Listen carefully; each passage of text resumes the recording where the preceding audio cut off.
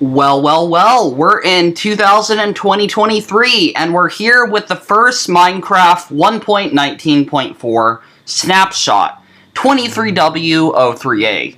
Wait, 1.19.4? Yeah, I wasn't expecting this either. However, it's a thing.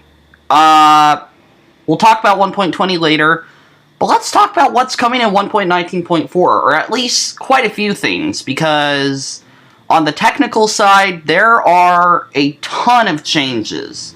So, yeah, let's get into everything in Minecraft 1.19.4. Maybe not everything, but at least quite a few cool things. Alright, so the first thing we're going to talk about is, well, the gameplay changes. Wait. Alright, so the first change we're going to talk about is a change to do with armor stands. So, what is this change? Well, armor stands will now keep their name data when broken and placed. So, if we name this armor stand Jeff, for whatever reason, and then we were to place the armor stand down, if I were to go into survival mode and break it, I get the armor stand back. For some reason, they don't stack. Kind of weird, but yeah, no, they will now actually keep their name and VT data, and they actually wouldn't do that beforehand. I never knew that was something that was ever thought about, but yeah. So, I guess you can now blow up armor stands that you name, and everything will be fine. Another change, the Vex got another model update. It now has a different model when it is charging without a sword. So if I summon a Vex, no AI, just for a second, and then do item replace entity ID type equals Vex, sorry, it's nearest, weapon.main hand with air, and then I did the offhand air, and then data merge ID type equals Vex, equals 1 equals nearest, no AI colon 0. Oh, hi horse. Let's show you this. All right. So here we go. You'll see the new animation. Yeah, it pulls both of its arms out when it does not have a weapon. So, yeah, another new change to the Vex. I don't know why the Vex has been getting so much attention lately, but yeah. Also, wow, that was kind of weird. Like, is that a new thing? Huh, kind of like punched my fist. Does that happen with all mobs? Let me summon a husk really quick. Hello. Yeah, I guess they changed that. Yeah, so that was another thing in the snapshot. There was apparently a damage wobble bug that had been around for 10 years that they finally patched. So, I guess being damaged will look a little bit different. Also, this next change, before we go into a lot more of the technical stuff, is really nice for someone who does not use the accessibility features. But say you switch to your version, say you wanted to play on 1.8 for whatever reason, or maybe 1.9 or whatever, your auto jump when you switched clients or versions would go on, because basically it would be resetting your options file. Now, by default, it will be off. So you basically don't have to worry about, you playing on a different version, coming back, and then falling off a cliff because of auto jump. You have to manually turn it back on. And, preferably, I would like them to make it so all of the settings in the game will remain the same, unless they're removed or invalid or something. I think that would be a pretty cool change all around, but honestly, the auto jump thing is awesome, because whenever I switch versions, I always have to deal with that, so glad they fixed that one. What else did they do in the snapshot? Well, they did quite a few things when it came to commands. Quite a few things. So first, they have changed how the weather command works. Time is now registered in ticks. So, say I want to make it rain for 1 day, I can now do that. I don't have to estimate how long 1 day would be. It's now specifically ticks. So I can do weather rain 1 day. I can do weather clear 1 second. And then it'll start raining again. I can do weather thunder 5 days. You know, I can do whatever I want, basically, with this. This will mean you'll have to change your command blocks if they have, like, weather commands in them at all. But I think it's a good change. It gives the player more control. There was also some adjustment, I think, to time. I thought there was something. Along with this, there have been a lot of other technical changes. They added some new NBT tags. Or not NBT tags, but new entity tags. So, the biomes that rabbits can spawn in are now controlled by biome tags. The biome that the cold foxes can spawn in, the Arctic ones, is now controlled by entity tag.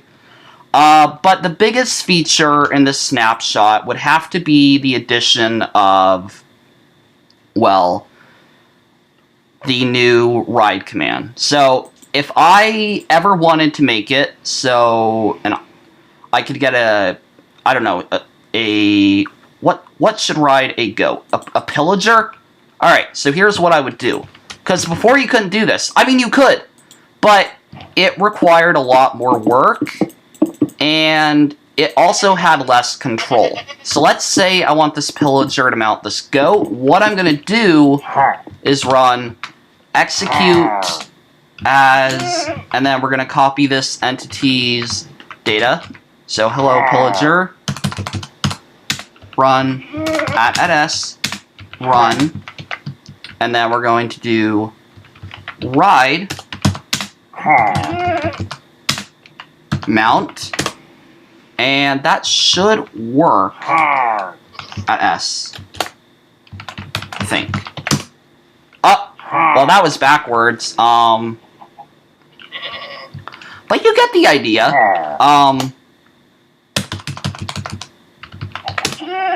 Yeah, I think I did that backwards, but you get the idea. And now you can make literally pillager goat things kill you. Don't ask why I did this. Also, I do not like the new damage wobble thing. It feels so weird. I mean, I guess this was meant to be in the game, but like, it just feels so weird. But no, it's pretty cool actually. Oh, and I hit the goat with an egg. My bad. Anyways, what else was included in this version? Well, they basically removed the fill command limit. So, what do I mean by this? Well, before, there was a limit to around 30,000 or something blocks you could fill. Maybe it was 300,000. I don't remember. But yeah, there was a preset limit. And this limit couldn't be changed without going into NBT editors and stuff like that. But now, you can actually change it. So let's say I do game rule command modification block limit, set it to 1, and then I try to fill this with glass. It will tell me maximum 1, specified 90. So I have to go ahead and do game rule command modification block limit 90, and then run it. So, it's actually really nice. I also really like that it tells you what amount you need to set, like what you need to increase. Now, this does obviously still have issues. Like, if chunk is unloaded, it will refuse to run the command, giving you the position unloaded error. You know, obviously. There was also a lot of other stuff in this version. Like, you can now execute on, and then do attacker, controller, leasher, owner, passengers, target, vehicle. So if I were to do owner, run effect give at s glowing 100, 100, not going to do anything, because I don't own any entity. But let's say I tamed a wolf. No, don't. Ah, darn it. Alright, let's do this one. Let's run it now. we should get the glowing effect. As at S on owner.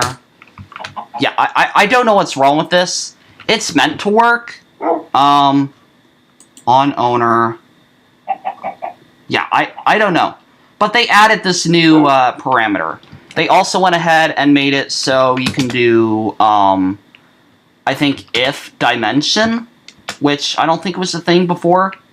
So now you can execute if dimension overworld run summon spider or whatever. They also added a fallback option to things with text. For example, if you are making a Telraw message with a custom font and that custom font does not work, you can actually add a fallback that will give you a different message. So let's say you're playing an RPG map and someone didn't install the font resource pack. You could basically code it so it wasn't required. So it's like, if they don't have this, run the version that doesn't require the resource pack. So, pretty cool addition. You can now go around more buttons using, like, your keyboard, I think. Something like that. Yeah, just really a lot of technical changes. Some minor bug fixes. One of the big ones, or noteworthy ones, was the fact that, like, the mob head functionality, I don't remember if I put that on in this world, the 1.19.3 features, but you couldn't, yeah, so let's say you actually had the experimental features turned on, you could actually place a zombie head or whatever head without having to sneak. It would let you do that, but because I didn't enable the data pack, it did not do that. So, that is quite a bit of what's in 1.19.4 so far. What I would guess is going to happen with this update is it's going to be probably in development for a while. I'm hoping this is the last bug fix till 1.20. You know, I really want them to go full steam ahead on 1.20. But I'm going to assume that there's still going to be some new features. They've said they'll reveal some to us soon. So maybe they're just waiting for that. Maybe they want something to tie us over while they're getting ready for their big announcement. Who knows? Maybe they're going to do like the aquatic update and have a big snapshot for Valentine's Day. Who knows? But yeah, I hope you guys enjoy the first snapshot of 1.19.4. I might not continue to do these videos, especially if the snapshot is not really noteworthy. Like, sure, there might be technical changes, but if I don't feel like I understand them, I probably won't talk about them. Like, there's some stuff they did that I'm just like, that's cool, but I don't care, I don't use that. But I will definitely do videos if they introduce new content. And I'll make community posts for other such things. But yeah, thank you guys for watching. Hope you enjoyed. Let me know what your thoughts are on the snapshot. I'm pretty disappointed that we're getting another bug fix, but, I mean, you know, they said this was going to happen. And I really do like a lot of these technical changes, especially the new ride command. The only sad thing is that you can't get other entities or players to ride you, which would be kind of fun. Like, come on, Mojang, add that functionality. If we want to stack all of our friends on top of our head, let us be able to do that. But anyways, thank you for watching. Bye for now. Stay safe, and see you next week with the next snapshot. Bye!